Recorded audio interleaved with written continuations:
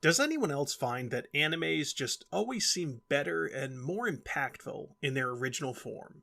Nothing against dubs, sometimes they're wonderful, but sometimes a not so great show in one language is freaking awesome in another. Galaxy Force did that for me. I originally watched it with subtitles and found myself really enjoying the show, and I thought, wow, I can't wait for Cybertron.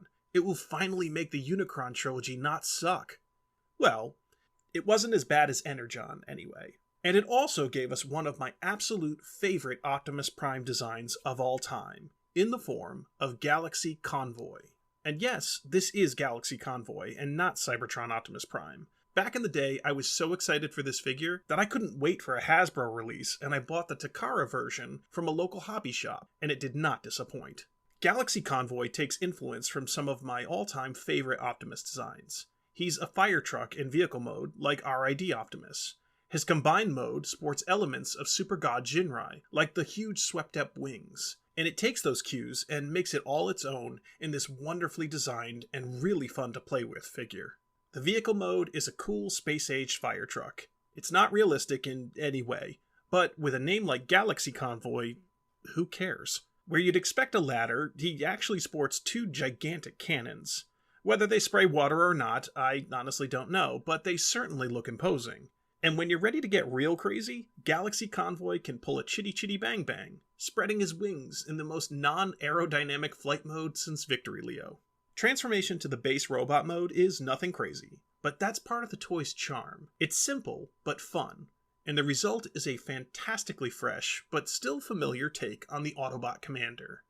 In this mode, we have big puffy proportions with the wide shoulder armor, ginormous hands, and blocky legs. He sports some decent articulation, and one of the coolest opening chests that reveals, you guessed it, a matrix of leadership.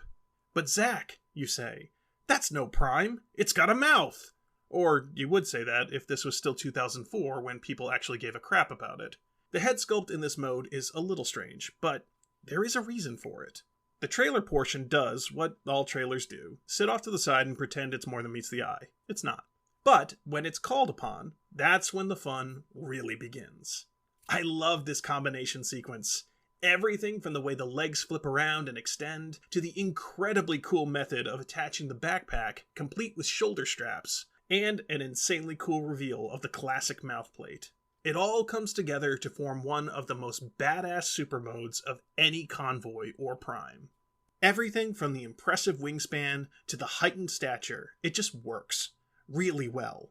But Galaxy Convoy isn't just a pretty face. He's packing power. The gigantic cannons of the vehicle mode swing out and under to form one of the coolest weapon loadouts in all of Transformers. Just pop in his key, if you haven't lost it, and he is ready to atomize any enemies dumb enough to get in his way. I love this figure. It's of a completely different caliber to most of the Unicron trilogy. It absolutely destroyed its predecessor.